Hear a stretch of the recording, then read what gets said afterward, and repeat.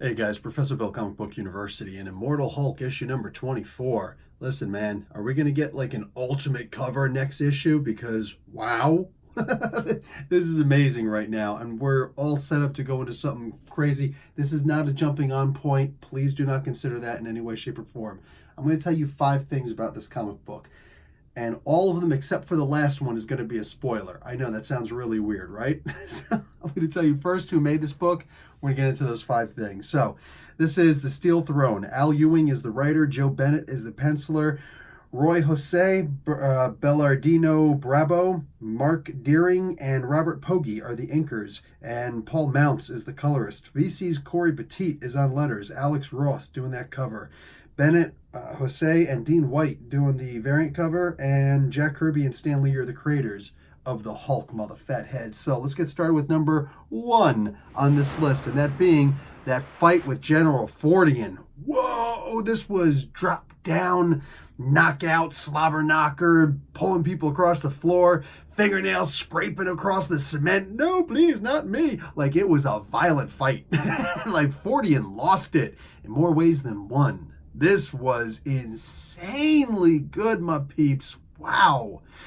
Let's get a break right into number 2 on this list, and that is, well, Shadowbase now belongs to the Immortal Hulk and his posse. Now, if any of us had actually seen ahead the On the Horizon videos that I do where I talk about the solicits upcoming, they'd already let us know, not this month, if it wasn't the previous month, then it was a month before, that, hey, well, it turns out that the Immortal Hulk now owns the Shadow Base, so what do you do with a brand new Shadow Base that was meant to hunt you, and you're now in charge of it? Well, and the way that they did it was great. I kind of wish there was a little bit more backstory on the woman who, the scientist who wound up taking over for Fordian. Like, she kind of did a competence command. I forget what that's actually called in the military when you say, like, no, this person's no longer mentally competent to stand in charge, so I am now taking over. I remember Deanna Troi tried to do that a couple of times in the Star Trek world. Anyway, so yeah, that happened. And I like the way it happened again. I just wish there was a little bit more story for her so that we could have seen them working this instead of just, 1.5 issues, really. Anyway, let's start talking about number 3 on this story. And this is huge. There is a new origin for the Hulk. Now, we're not there yet. They're just hinting that the Fantastic Four's incident and the Hulk's incident down on Earth, that those 2 things are actually related. Now, that's interesting. That's genuinely very interesting. Putting this tie with these 2 together, that's crazy. That's crazy. So I want to see where Ewing is going to go with this. Do we think that Ewing can do this? I'm going to get to that when I start talking about number 4 on this list right now, and that is, we got a new Galactus. Yeah. So this sentience from, well, I guess it's always there, the sentience of the universe. In some ways, maybe it's the Beyonder, maybe it's just something different. There shouldn't be a Beyonder of this universe, right? Because the gems, as it were, they were formed and something actually did happen here.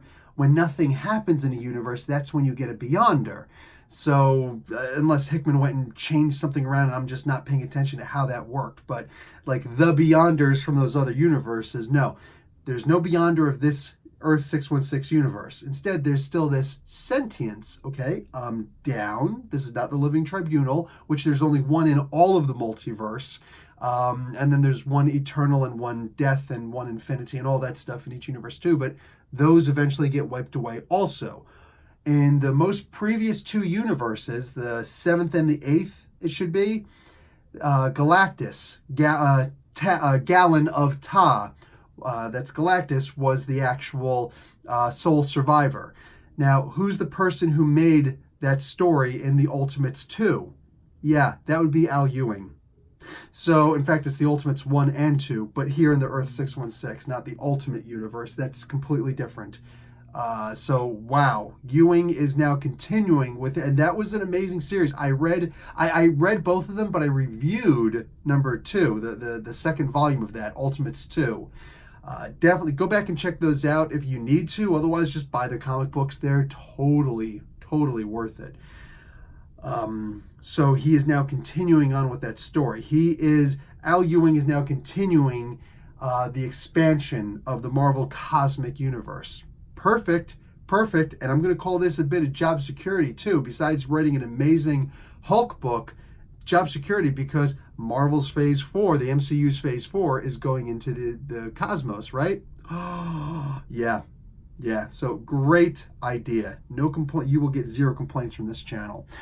Finally, and just real quick, the way that actually worked, the way they did everything, since this is a spoiler review, using Craig Hollis on this, that Mr. Immortal, I wonder how he killed him. Is this just a permanent, because like he doesn't seem to be rotting, but I guess why would you in space? I mean, there's only but so far you can go. I mean, it's not like worms are going to come and eat you, and I don't know, like, it's a weird thing. It's a weird thing, all right?